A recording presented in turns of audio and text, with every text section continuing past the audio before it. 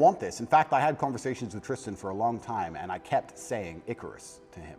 When I would decline certain podcasts, I would decline meeting certain famous people, I would decline talking about politics, I would decline things, and I would keep saying Icarus. And he would say, why are you doing this? And I just reply Icarus. Because I knew if I got too big that they were going to come for me. I knew that. So I tried to balance it, and I felt like I did a pretty good job, but unfortunately I got it a little bit wrong. My fault. I got it wrong. I put myself here. But I also don't believe that there's any light without dark. It's yin and yang for a reason. I don't think that I can just become the most Googled man on the planet and become monumentally successful and make hundreds of millions of dollars and nothing bad's going to come from it. I think that would be hubris. You just used the word hubris, it's a fantastic word. I think it would be stupid for me to sit there and go, I should be able to do all of this good and have a fantastic life and there's going to be no repercussion in any form. I knew this was coming to the point where I literally sat with Tristan about 3 weeks before it happened and said, we're fucked. So why did it happen? It happened because I became monumentally successful and I became monumentally influential. Why do people join the army? You join the army because you're a patriot. Yes. And you join the army because you like the feeling of brotherhood. Yes. The problem is, another reason you join the army, let me actually clarify that. There's 3 reasons you join the army. You join the army primarily because you're a patriot. Secondly, because you enjoy the feeling of brotherhood. And thirdly, is because inside of every single man, there's a natural intrinsic instinct for battle, some kind of fight, some kind of war to win, to explore the world. Why did men in the 1800s become sailors? Because you just want to do something. You want to go somewhere. You want some excitement. And excitement and risk go hand in hand. It's very hard to be excited without a degree of risk. If it doesn't hurt you, if it goes wrong, then it's not exciting to do in the first place. And that masculine instinct has been hijacked by countries to convince you to join something like the Royal Marines. And I talk to you and you listen to me and you don't do anything and you stay losing at life, then none of it was worth it. But if I go through all of this and you wake up and you start going to the gym, becoming a better person, standing up for what's right, refusing to allow yourself to become a slave, then it was worth it. So the best way you can support me is be the best possible version of yourself. Yeah, they can't ban all of us and they can't put all of us in jail and they can't take everybody's bank. It is a battle of numbers. There has to be enough people to stand up and say, no, this is absolute garbage. And I agree with you. I wish we could reason with these people. Imagine how fantastic the world could be if all the world's global finance was actually aided towards helping people and truth. I want to talk about brotherhood because that was the goal of this emergency meeting. We want to talk about brotherhood, and that's what the whole war room event and the reason we're talking about it was brought up in the first place. Yep.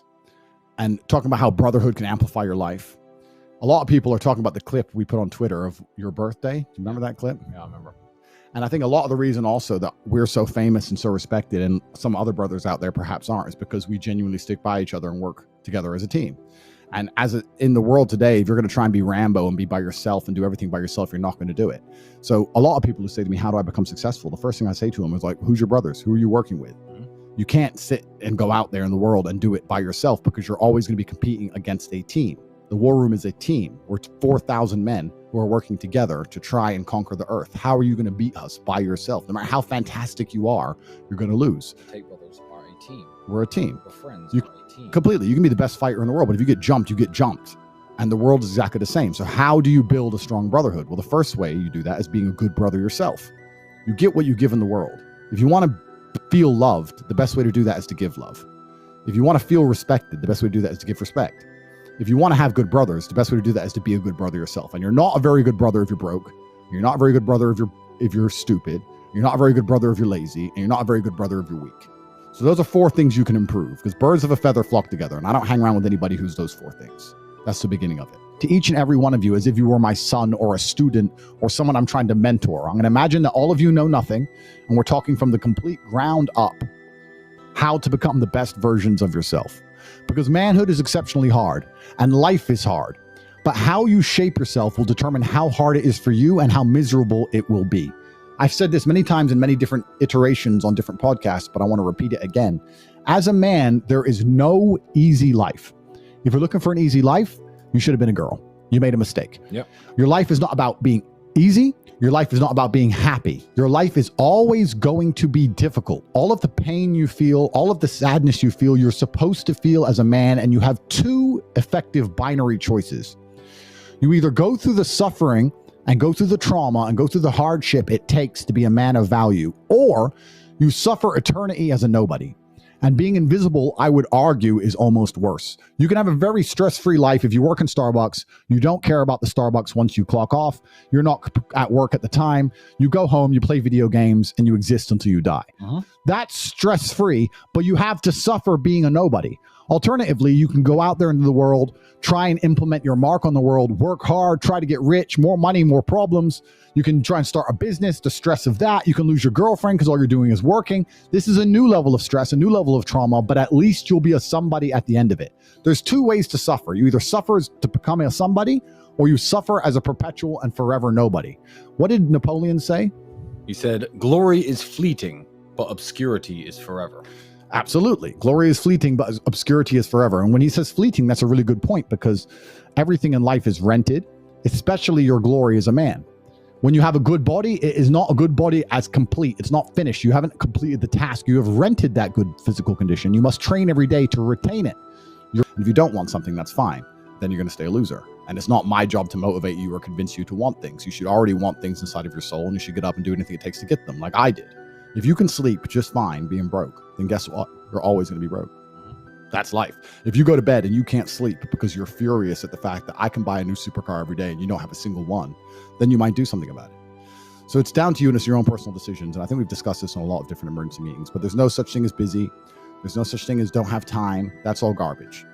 There's only 3 reasons people don't have money, and I've discussed them before. It's being stupid, it's being lazy, it's being arrogant. And to me, you sound like, well, you're not stupid because you're inside the real world and you're making money. You're not particularly arrogant because you're asking us how to do it. That's fine, but perhaps you're a little bit lazy. So you need to know what to do. You need to get it done. I did a lot to avoid it. Icarus. I must have said it 1,000 times. I could have made it much worse. Yeah. But I was never afraid of it happening. I think there's a difference between knowing something bad might happen and taking the calculated risk and going, this is my journey for truth and this is what I believe is what I should do, and being afraid of something. Like, I understand if I go into the ring, I might lose. But I do believe 93% chance I'm going to destroy him. I guess so, because how else do you matter, right? That's my point. And I'm not saying that I'm glad I'm being persecuted for false human trafficking inside of Romania. I'm not saying that at all. But I'm saying that, well, exactly. And if you take the lessons from it, and if we want to once again talk about being as formidable as possible, then I don't think jail, okay, it's given me nightmares, but I don't think it's made me weaker. No. And it could have easily made me weaker. I could have gone through the exact same experience with a different mental model and emerged weaker. I believe I've emerged stronger, regardless of the fact that I have nightmares. I didn't have nightmares before, now I do, but I still see myself as a stronger person. That's one more thing I no longer have to fear from an unknown perspective. I know exactly what it's like. I know the best ways to deal with it, which I developed within the 3 months. And if they put me back, I know what I'm going into. So that's a unknown area of the map explored. Yes. And I don't want to go, but I do believe that I'm more powerful than ever. And you have to find the good in it. That's absolutely not for sure. But I don't think I want to be very careful. I don't think I was looking for this fight. I'm finding the good in this fight. I believe that my fight actually has far-reaching repercussions for society now. I think that however this plays out is going to affect society in real time.